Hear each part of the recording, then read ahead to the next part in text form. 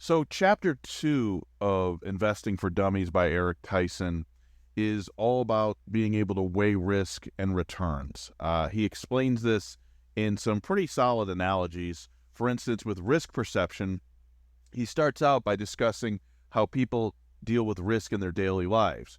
Oftentimes, individuals worry about risk that are statistically not all that likely, but then ignore probable dangers. We've all met the chain smoker who's really worried about MSG or terrorism.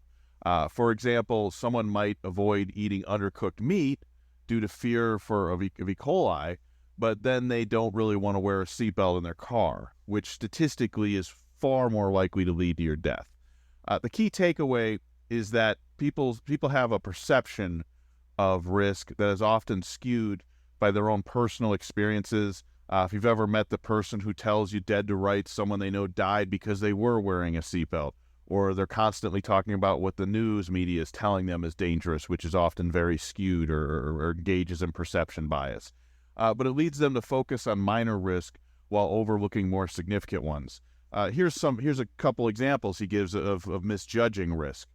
He uses the relatable example of a child not wearing a bike helmet, but then playing near a loaded gun to illustrate how to manage risk inconsistently. It also highlights how people may not want to fly in a plane, but are totally fine with driving in a car long distances, which in almost every case, although with Boeing, what's happening with Boeing right now, but overall, let's just pretend this is 10 years ago. Statistically, it is safer to fly than drive per mile.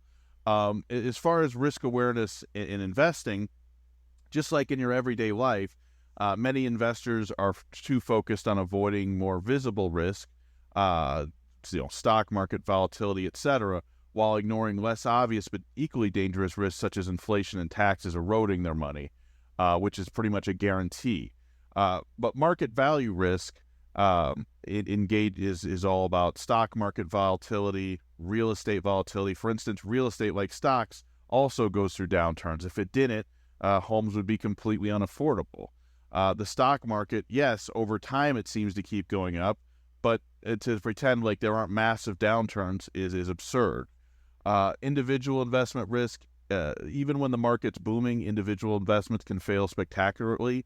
He gives an example of Navistar, whose stock plummeted from 455 in the 70s to under 50 by the 2000s, despite the market going up most of that time. Real estate risk, same deal. The neighborhood can go bad, etc. He talks extensively about inflation's erosion of value. I don't even know if that's worth focusing on right now. I think everyone pretty much knows this. If you don't, maybe you should go to some more rudimentary material, even more rudimentary than Investing for Dummies. But basically, liquidity risk as well. Liquidity risk refers to how quickly and at what cost you can convert an investment to cash. Stocks you can move to cash very quickly. Real estate, not so much. He talks about the need to possibly keep money in a money market account or something to that effect to have such liquidity. Career risk, there's the human capital as an asset when you're using yourself to rent yourself to the machine. Continuous learning, you should always be developing yourself career-wise. Risk management strategies. He goes into diversification, global diversification, and even using bonds instead of stocks, etc. Time horizon consideration. You have to look at how much risk there is in losing your money in something. According to him, the stock market risk tends to decrease the longer you hold your investments. Long-term gains. In any 20-year U.S. stock market, investors have never lost money. I don't know if that's still going to be true soon, but it has been true in the past.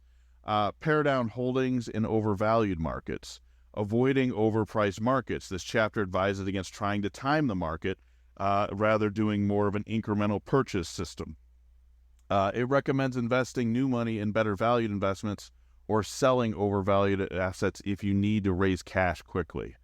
Analyzing returns, he talks about the components of returns, after-tax returns versus before tax, psychological returns. The chapter, he cautions against the idea of letting your ego tell you what are good investment decisions, such as assuming you can outperform professional money managers.